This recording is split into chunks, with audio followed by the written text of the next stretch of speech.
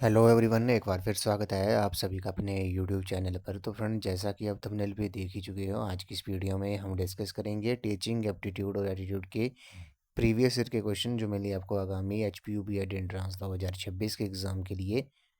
ये क्वेश्चन जो होंगे वो आपको काफ़ी हेल्पफुल साबित होंगे। इससे आपको आइडिया लग जाएगा कि एच पी यू जो है वो टीचिंग एप्टीट्यूड और एटीट्यूड के क्वेश्चन जो है वो किस टाइप के पूछता है। तो फ्रेंड्स, वीडियो को शुरू करने से पहले अगर आपके लिए एक इम्पोर्टेंट अपडेट है। अगर आप HPU B.Ed एंट्रांस 2026 की तैयारी कर रहे हो और एक कंप्लीट स्टडी मटेरियल अगर आप परचेज़ करना चाहते हो, तो मात्र आपने ₹99 जो हम पेड करने हैं। पेमेंट जो है वो आपने दिए हुए नंबर 9816270168 नंबर पर आपने पेमेंट कर देनी है, ओनली ₹99 की। उसके बाद आपने पेमेंट का जो स्क्रीनशॉट है वो आपने इसी नंबर पर व्हाट्सएप कर देना है। उसके बाद आपको प्रोटेक्टेड पीडीएफ जो है वो प्रोवाइड कर दी जाएंगी।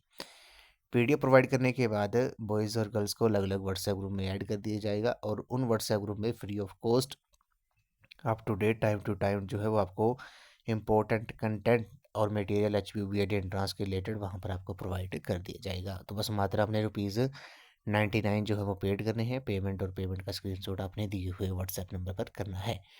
तो फ्रेंड्स, अगर आप HPU B.Ed एंट्रांस 2026 की तैयारी कर रहे हो, तो इसके लिए मैंने एक अलग से प्लेलिस्ट बनाई है जिसका जो लिंक है वो मैंने डिस्क्रिप्शन बॉक्स में दे दिया है। आप वहाँ पर जाकर वीडियोस देख सकते हो। वहाँ पर आपको सभी सेक्शंस की वीडियोस आपको देखने को मिलेंगी। तो फ्रेंड्स, वीडियो को शुरू करते हैं। सबसे पहले बात करते हैं जो टीचिंग एप्टीट्यूड और एटीट्यूड के जो क्वेश्चंस होते हैं वे आपसे एग्जाम में 40 क्वेश्चन पूछे जाते हैं। 40 क्वेश्चन होते हैं, 40 मार्क्स के ही क्वेश्चन होते हैं। ठीक है, हर एक क्वेश्चन 1 मार्क्स का होता है। अब इन क्वेश्चंस को जो है वो बाकी सेक्शन की तरह नहीं है कि आपने इनको याद करना है, रट लेना है कुछ। ठीक है, ये जो क्वेश्चंस होते हैं ये आपके अंडरस्टैंडिंग बेस्ड होते हैं कि आप इन्हें कैसे अंडरस्टैंड करते हो, कैसे इनके आंसर देते हो। इनमें जो होगा कुछ इंपॉर्टेंट बातों का आपने ध्यान रखना है जब भी आपने एग्ज़ाम में ये क्वेश्चन जो है वो अटैम्प्ट करने हैं। तो पहली बात है कि आपने हर एक क्वेश्चन को जो है वो 1 या 2 बार रीड करना है, इंग्लिश में भी और हिंदी में भी। बाइलिंगुअल आपका एग्ज़ाम होगा।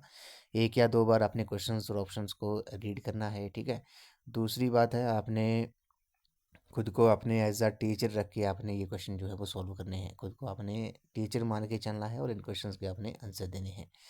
तीसरी बात है कि आपने इन क्वेश्चंस के जो आंसर है वे पॉजिटिव वे में ही देने हैं। ठीक है, पॉजिटिव वे में ही आपने इन क्वेश्चंस के आंसर देने हैं।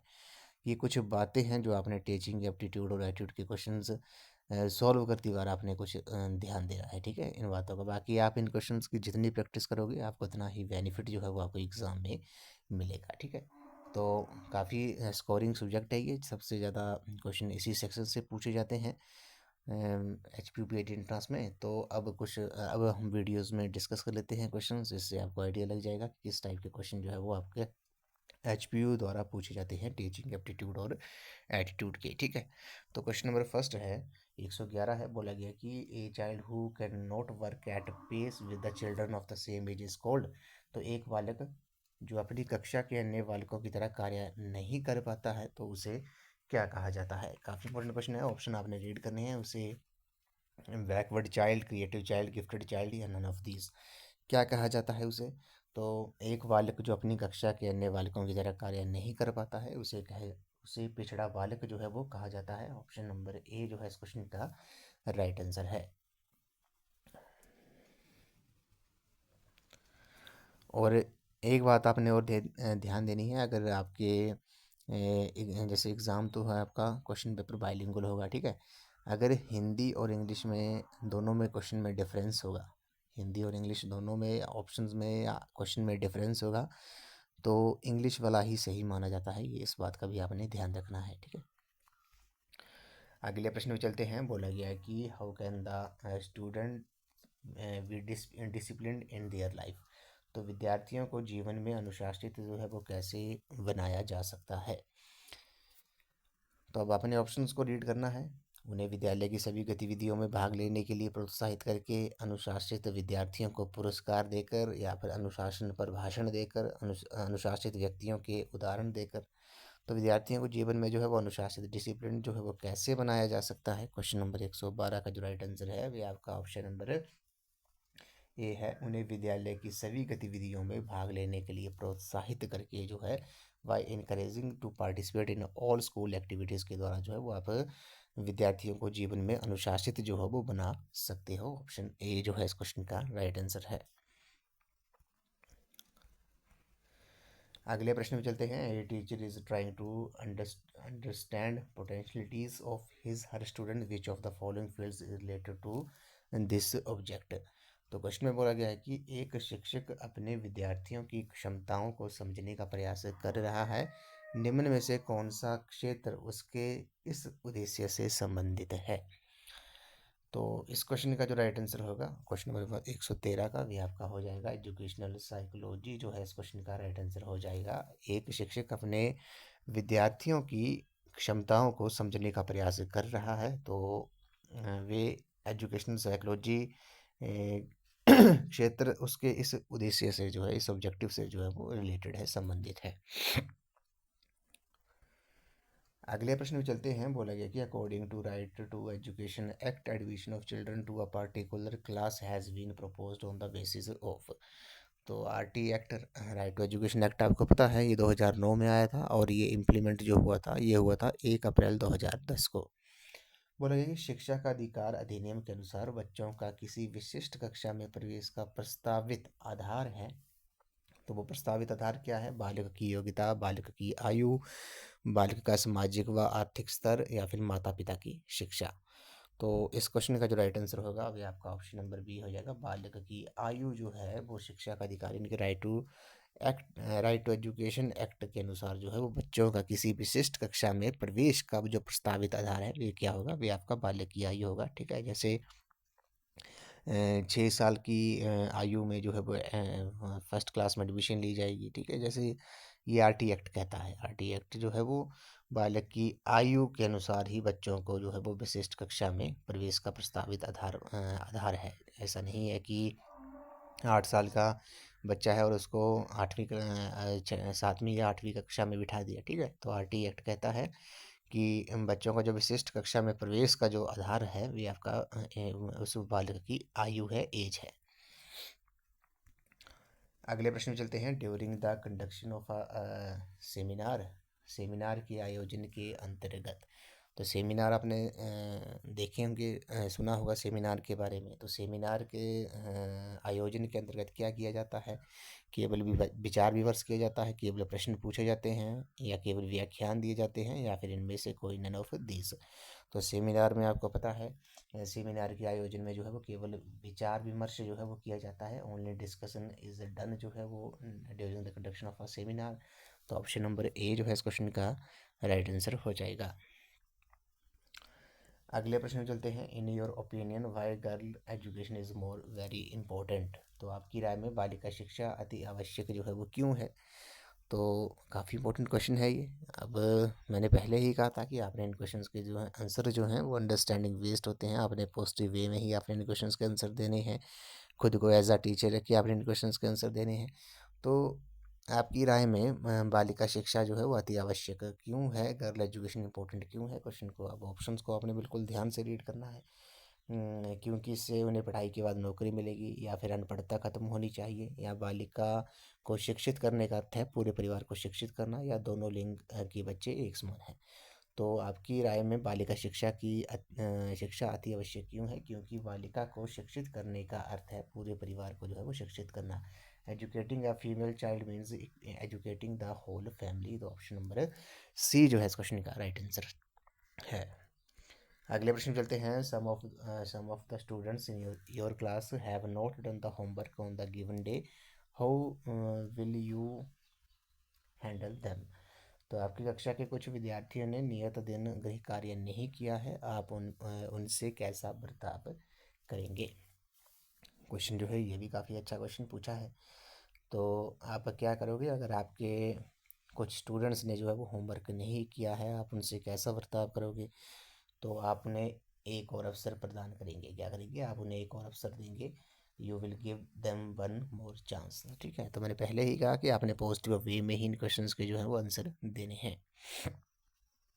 अगले प्रश्न चलते हैं। The dress of a teacher should B. तो एक अध्यापक का जो पहनावा है वे कैसा होना चाहिए? तो लेटेस्ट फैशन होना चाहिए, सिंपल बट अट्रैक्टिव होना चाहिए, वेरी कॉस्टली या फिर लोकल ड्रेस होनी चाहिए। तो जो टीचर का जो ड्रेस होता है वह आपका सिंपल बट अट्रैक्टिव होना चाहिए, साधारण परंतु आकर्षण जो है आकर्षित जो है वो होना चाहिए एक टीचर का जो ड्रेस होता है।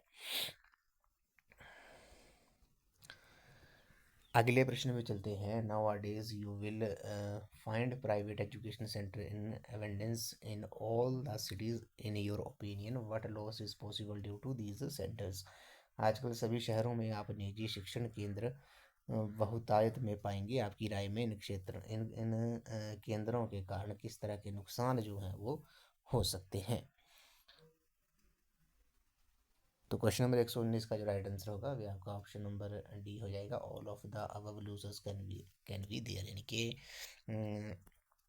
विद्यार्थी कक्षा में पढ़ाई में रुचि नहीं रखते हैं, ठीक है। स्वाध्याय की आदत को बहुत कम महत्व देते हैं, विद्यार्थी सिर्फ परीक्षा के लिए पढ़ते हैं। तीन ऑप्शन सही हैं, तो ऑप्शन नंबर डी जो है इस क्वेश्चन का राइट आंसर हो जाएगा। अगले प्रश्न चलते हैं। बोला गया है कि मान लीजिए कि आपके विद्यार्थी आपको एक अच्छा अध्यापक नहीं मानते हैं, तो आप क्या करेंगे। Assume that your students do not consider you a good teacher, what will you do. तो आप क्या करोगे अगर आपके जो स्टूडेंट हैं वे आपको एक अच्छा अध्यापक नहीं मानते हैं, तो आप क्या करेंगे। आप खुद को प्रमाणित करने के लिए कठिन परिश्रम करेंगे। Try to work hard to prove yourself. Option number B इस क्वेश्चन का राइट आंसर हो जाएगा।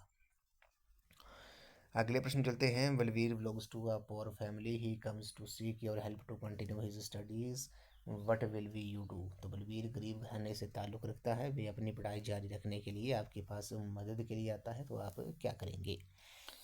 ये क्वेश्चन भी काफ़ी अच्छा क्वेश्चन है। तो आप क्या करेंगे, आप इनकरेज एंड असिस्ट हिम, ठीक है, मतलब आप उसे प्रोत्साहित करेंगे और उसकी मदद करेंगे। बलवीर जो है वो एक गरीब घराने से ताल्लुक़ रखता है और अपनी पढ़ाई जारी रखने के लिए आपके पास मदद के लिए आता है, तो आप क्या करेंगे, आप उसे प्रोत्साहित करेंगे और उसकी मदद करेंगे। अगले प्रश्न चलते हैं। If only a few students are present in your class, what will be your reaction. यदि आपकी कक्षा में बहुत कम विद्यार्थी उपस्थित हैं, तो आपकी क्या प्रतिक्रिया होगी। तो क्वेश्चन नंबर 122 का जो राइट आंसर है वह आपका ऑप्शन नंबर ए है। दूसरों की परवाह किए बिना आप उन्हें पढ़ाएंगे, ठीक है।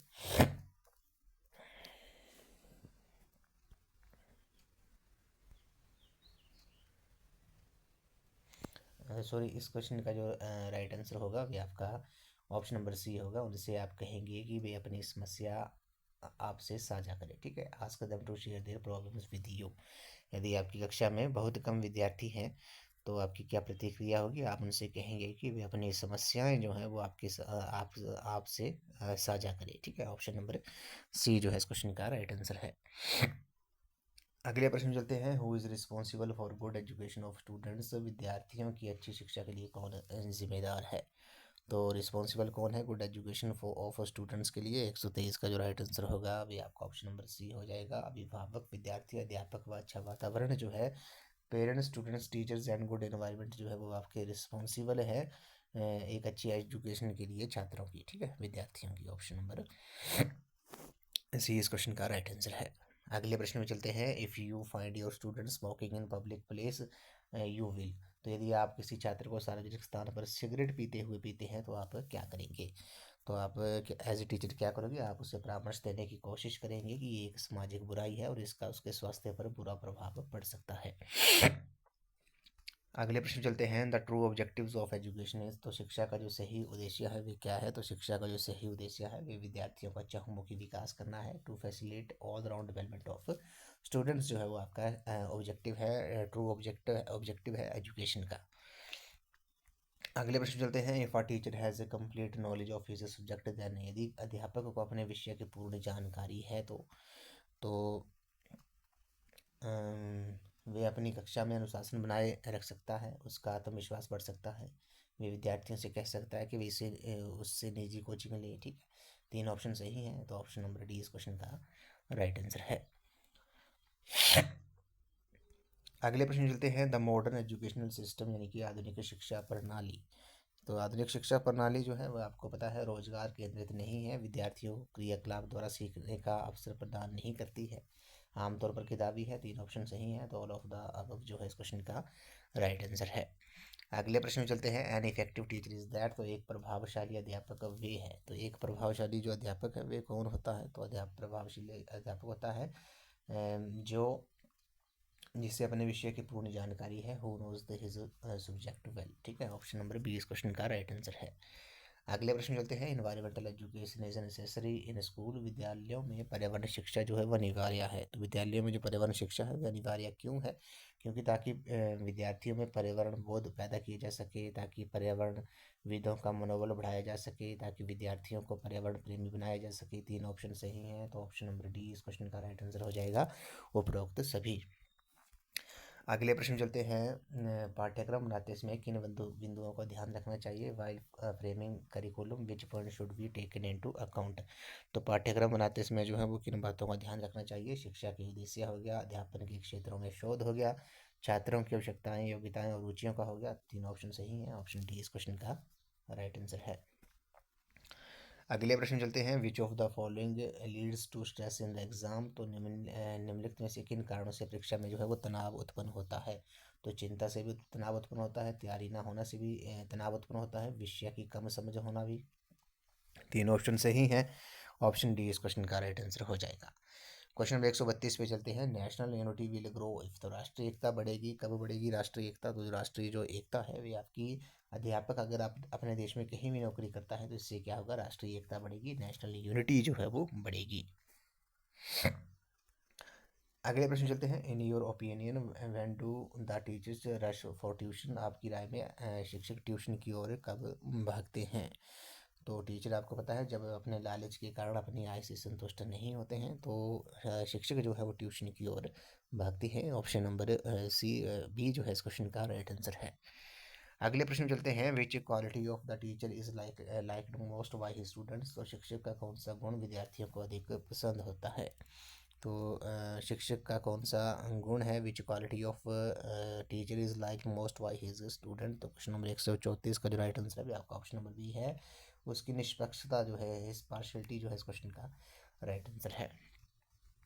अगले प्रश्न चलते हैं। Doctor APJ Abdul Kalam is respected for, तो डॉक्टर एपीजे अब्दुल कलाम को सम्मान दिया जाता है, किसके लिए दिया जाता है? क्वेश्चन नंबर 135 का जो राइट आंसर है वे आपका ऑप्शन में सी है। वे महान वैज्ञानिक व प्रतिबद्ध अध्यापक होने के नाते जो हैं वे उन्हें सम्मान जो है डॉक्टर एपीजे अब्दुल कलाम को दिया जाता है। वे भारत के राष्ट्रपति भी थे, ठीक है, लेकिन उनको जो अधिक सम्मान दिया जाता है एक वैज्ञानिक साइंटिस्ट और एक टीचर होने के नाते।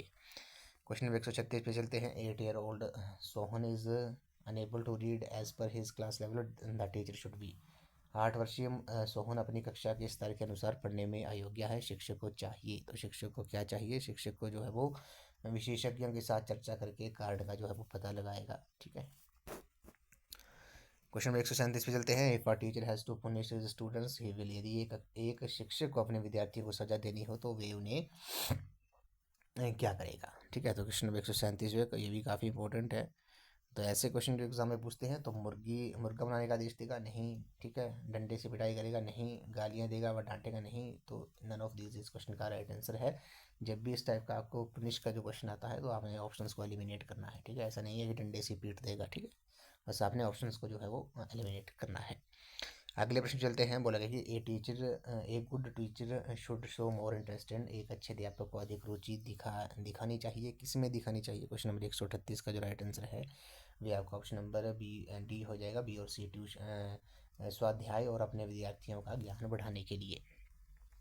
अगले प्रश्न चलते हैं। ग्रामीण क्षेत्रों के अधिकतर विद्यार्थी शिक्षा हाई स्कूल के बाद दाखिला नहीं लेते हैं, क्यों नहीं लेते हैं? Majority of the students in rural areas do not take admission after high school because, तो क्यों नहीं लेते हैं? क्योंकि उन्हें महाविद्यालय जाने के लिए लंबा सफ़र तय करना पड़ता है, उच्च शिक्षा उन्हें रोजगार प्रदान नहीं करती है। दोनों ऑप्शन सही हैं, तो ए और बी जो है इस क्वेश्चन का राइट आंसर हो जाएगा। क्वेश्चन नंबर 140 पे चलते हैं। The main cause of moral degradation in India is because, तो भारत में नैतिक मूल्यों की गिरावट का जो मुख्य कारण है वे क्या है? तो वे आपका भौतिकवादी मनोवृत्ति है, मेटेरियलिस्टिक एटीट्यूड है। 141 पे चलते हैं। Whose behaviour affects the students the most, विद्यार्थियों को किसका व्यवहार जो है वो सबसे अधिक प्रभावित करता है? तो अध्यापक का जो व्यवहार होता है वे विद्यार्थियों को सबसे अधिक प्रभावित करता है, ठीक है, that of a teacher. Question 142 पे चलते हैं। Why which method students learn to the maximum, तो किस पद्धति द्वारा विद्यार्थी सबसे अधिक सीखते हैं। तो विद्यार्थी जो है वो अपने आप करके, बाय डूइंग themselves, जो है इस क्वेश्चन का राइट आंसर है। अपने आप करके जो है विद्यार्थी जो है वो सबसे अधिक सीखते हैं। क्वेश्चन नंबर 143 पे चलते हैं। All the teacher should B punctual, because सभी अध्यापकों को समय का पाबंद होना चाहिए। क्यों होना चाहिए? क्योंकि इससे विद्यार्थियों में अनुशासन की भावना आती है, विद्यार्थी समय के महत्व को समझेंगे, विद्यार्थी भी समय पर पहुंचेंगे। तीन ऑप्शन सही है, तो ऑप्शन डी इस क्वेश्चन का राइट आंसर हो जाएगा। क्वेश्चन नंबर 144 पे चलते हैं। क्वेश्चन नंबर 144 में बोला गया है कि a teacher should most important challenges, तो अध्यापक के लिए अति आवश्यक जो चुनौती है वे क्या है।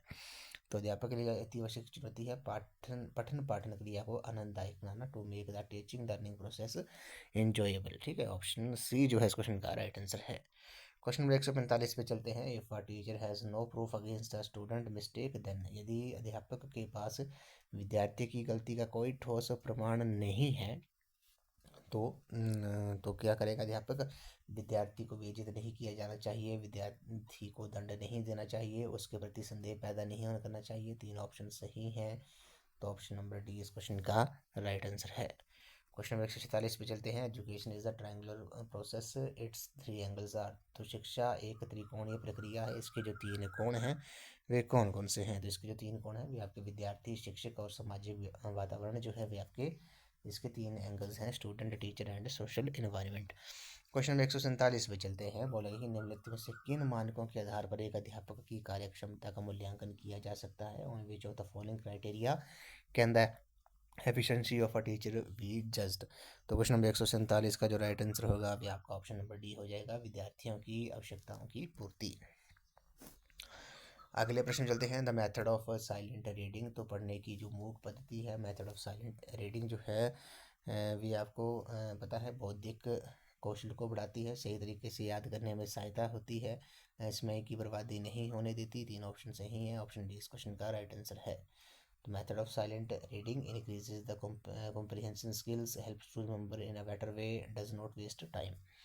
क्वेश्चन नंबर 149 पे चलते हैं। Teaching students in their mother tongue eight primary level, तो विद्यार्थियों को प्राथमिक स्तर की शिक्षा मातृभाषा में देने से क्या होता है। तो आपको पता है विद्यार्थियों का बौद्धिक विकास तेजी से बढ़ता है। ठीक है, helps to develop intelligence of a student faster.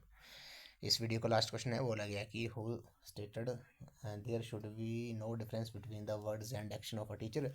किसने कहा था कि शिक्षक के शब्दों और क्रियाओं में कोई बड़ा अंतर नहीं होना चाहिए। तो ये कहा था जाकिर हुसैन जी ने। ऑप्शन नंबर सी जो है इस क्वेश्चन का राइट आंसर है। जाकिर हुसैन ने कहा था शिक्षक के शब्दों और क्रियाओं में कोई अंतर नहीं होना चाहिए, there should be no difference between the words and action of a teacher. तो ऑप्शन नंबर सी जो है इस क्वेश्चन का करेक्ट आंसर है। तो फ्रेंड्स आज की इस वीडियो में बस इतना ही। आज हमने टीचिंग एप्टीट्यूड और एप्टीट्यूड के प्रीवियस ईयर के क्वेश्चन जो हैं वो डिस्कस किए हैं, जो मेनली HPU BEd एंट्रांस के एग्ज़ाम में पूछे गए थे प्रीवियस ईयर के। और इससे आपको आइडिया लग गया होगा कि HPU जो है वो किस टाइप के जो क्वेश्चंस होते हैं टीचिंग एप्टीट्यूड और एप्टीट्यूड के एग्ज़ाम में पूछता है। तो ये जो क्वेश्चंस होते हैं मैंने पहले ही कहा था कि अंडरस्टैंडिंग बेस्ड होते हैं, ये आपको ऐसा मैटर नहीं करता है कि आप इनको याद कर लें, रट लें। ठीक है, ये आपके अंडरस्टैंडिंग के ऊपर मैटर करते हैं। आपने बस क्वेश्चन को 2 या 3 बार रीड करना है विद ऑप्शन, 2 या 3 बार। उसके बाद आपने खुद को एज अ टीचर रखिए, आपने इन क्वेश्चंस के जो है वो आंसर देने होते हैं। ठीक है, और पॉजिटिव वे में ही आपने इन क्वेश्चंस के जो है वो आंसर देने हैं। बाकी आप जितनी प्रैक्टिस इन क्वेश्चंस की करोगे आपको उतना ही बेनिफिट जो है एग्जाम में मिलेगा। तो फ्रेंड्स अगर आपका कंप्लीट स्टडी मटेरियल अगर आप परचेज़ करना चाहते हो BEd एंट्रांस का, तो मात्र आपने ₹99 जो है पेड करने हैं। पेमेंट जो है वो आपने इस नंबर पर 9816270168 नंबर पर आपने पेमेंट जो है पेमेंट करनी है। पेमेंट का स्क्रीनशॉट भी आपने इसी नंबर पर सेंड कर देना है। उसके बाद आपको प्रोटेक्टेड PDFs जो है वो प्रोवाइड कर दी जाएंगी। PDF प्रोवाइड करने के बाद बॉयज़ और गर्ल्स को अलग अलग व्हाट्सएप ग्रुप में जो है वो ऐड कर दिया जाएगा, और वहाँ पर आपको free of cost up to date time to time जो है वो इंपॉर्टेंट कंटेंट और मटेरियल HPU BEd एंट्रांस के रिलेटेड वहाँ पर आपको प्रोवाइड कर दिया जाएगा। तो बस मात्र आपने ₹99 जो पेड करने हैं। पेमेंट और पेमेंट का स्क्रीनशॉट आपने इसी नंबर पर करना है। ठीक है, उसके बाद आपको प्रोटेक्टेड PDFs जो है वो प्रोवाइड कर दी जाएंगे, अकॉर्डिंग टू सिलेबस ही वो PDFs रहेंगी। प्रीवियस ईयर्स के क्वेश्चंस को एनालाइज करके अकॉर्डिंग टू सिलेबस ही वो PDFs जो है वो बनाई गई हैं। ठीक है, तो फ्रेंड्स, अगर आप एचपीयू बीएड एंट्रांस 2026 की तैयारी कर रहे हो, तो इसके लिए मैंने एक अलग से प्लेलिस्ट बनाई है, जिसका जो लिंक है वो मैंने डिस्क्रिप्शन बॉक्स में दे दिया है। आप वहाँ पर जाकर वीडियोस देख सकते हो। वहाँ पर आपको सभी सेक्शंस की वीडियोस जो है वो आपको देखने को मिलेंगी। तो फ्रेंड्स, आज की इस वीडियो में बस इतना ही। आई होप आपको ये वीडियो पसंद आई होगी। तो वीडियो को लाइक शेयर एंड कमेंट जरूर कर दें और चैनल को सब्सक्राइब भी जरूर कर दें। Thank you friends.